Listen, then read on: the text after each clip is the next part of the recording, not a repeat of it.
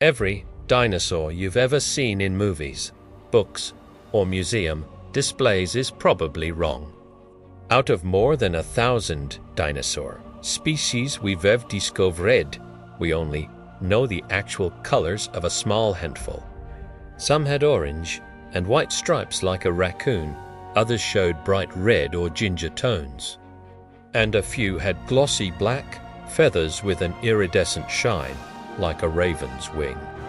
These are basically the only ones we can confidently reconstruct.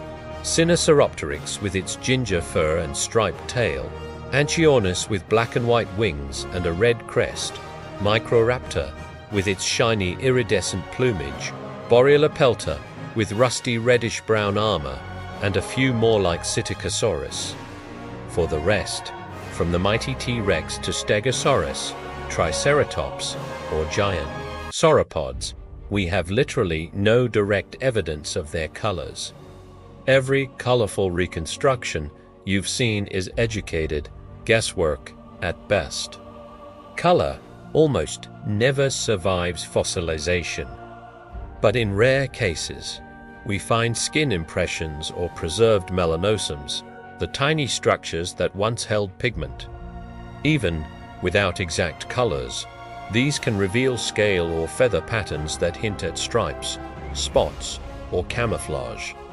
So, instead of the plain gray or green giants we usually imagine, picture predators with tiger-like stripes for ambush hunting, or massive herbivores with patterns that help them blend into ancient landscapes. And if you've ever wondered how something the size of a bus could sneak up on prey, there's a T-Rex hiding in plain sight. That's the power of camouflage. But color is just the surface. The next big myth is buried inside their bones. For decades, scientists thought dinosaurs were cold-blooded like crocodiles, slow animals that relied on the sun to warm up. That made sense at the time, until fossils started appearing in high-latitude areas, including ancient Arctic regions. Dinosaurs clearly lived in cold, dark environments for months at a time. Cold-blooded reptiles like crocs couldn't have survived those conditions. So the idea flipped. Dinosaurs must have been warm-blooded, like birds, the only living dinosaurs, which today thrive in some of the coldest places on Earth. For a while, it felt like we had the answer, but that solution broke just as fast. If enormous sauropods had bird-like, high metabolisms, their massive bodies would have generated and trapped so much heat that they would have risked overheating and essentially cooking themselves alive in warmer climates. The reality is more complex. Dinosaurs don't feed lead or warm-blooded. Many likely had intermediate metabolisms, active, efficient, and highly successful, but not exactly like modern birds or mammals. We're still learning more every year from bone studies. And here's something that puts dinosaurs in perspective. They weren't the first giants to walk the land. Over 400 million years ago, long before trees existed, the largest things on land weren't animals or plants at all. They were giant, fungus-like organisms called prototaxites, some reaching nearly 30 feet tall. These strange, trunk-like pillars turned the early landscape into something closer to an alien world than anything we know today. When plants finally took over and oxygen levels rose, insects grew to enormous sizes. Giant millipedes like Arthropleura stretched over 8 feet long, and dragonfly-like insects such as Meganeura ruled the skies, with wingspans as wide as a falcon. Before dinosaurs appeared, the first truly large land animals weren't reptiles. They belonged to the synapsid group that would eventually lead to mammals. Creatures like Dimetrodon had tall sail-like structures on their backs.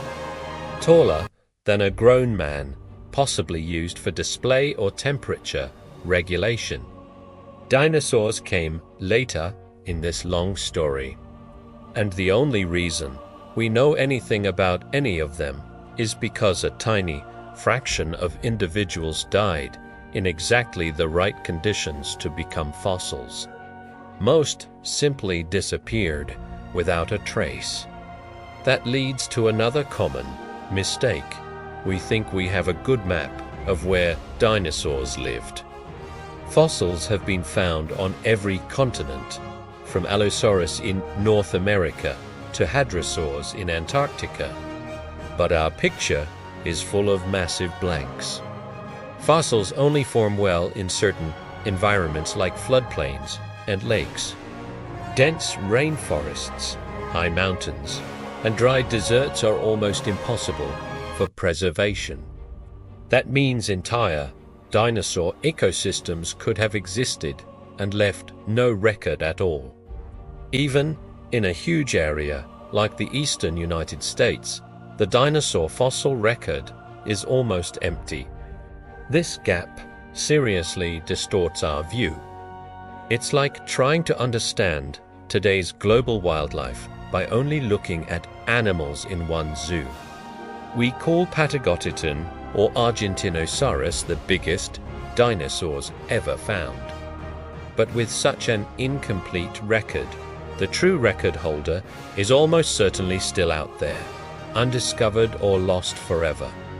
The same goes for super predators like T-Rex. We're probably missing even larger or stranger animals. If the rocks can't reliably show us where dinosaurs lived, they tell us even less about how they behaved. Most behavior, herding, migration, hunting strategies, or parenting, doesn't fossilize. The dramatic scenes in documentaries are intelligent guesses based on limited clues. But they're still reconstructions. Every once in a while, though, a fossil captures a perfect moment. There's the oviraptorosaur found sitting protectively on its nest with wings spread over the eggs, or specimens preserved next to groups of juveniles, suggesting parental care. And the camouflage fossil, a velociraptor and protoceratops locked in combat, with the raptor's claw in the ceratopsian's throat. One of the biggest shifts in our understanding is how we see herbivorous dinosaurs. We often picture them as gentle and helpless, but many were extremely dangerous. Triceratops had powerful horns that could gore attackers, while Ankylosaurus swung a heavy-tailed club like a mace.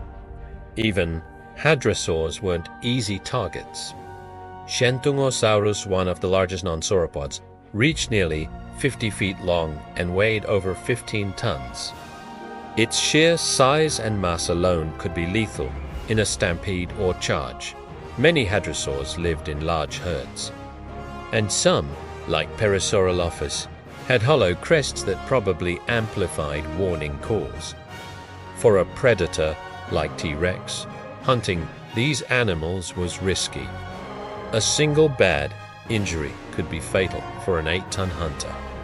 Evidence from healed bite marks, including a T-Rex tooth still stuck in a hadrosaur tail vertebra that had started to heal, suggests T-Rex often ambushed from behind and targeted younger, weaker, or already vulnerable prey, rather than healthy adults. The epic T-Rex versus Triceratops battles we love in art probably didn't happen as often as we think.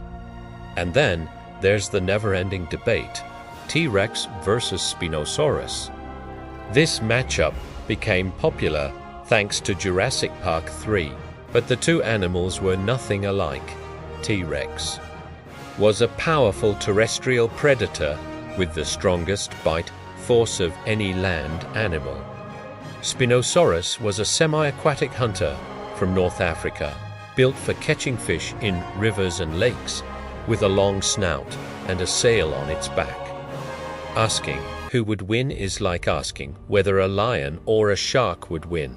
They lived in completely different worlds. This mixing of time periods is a bigger problem in pop culture.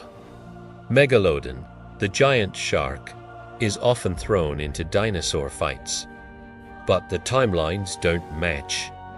Megalodon appeared around 23 million years ago, long after the non-avian dinosaurs went extinct 66 million years ago. It grew up to 6 feet long, became one of the largest ocean predators ever, hunting whales.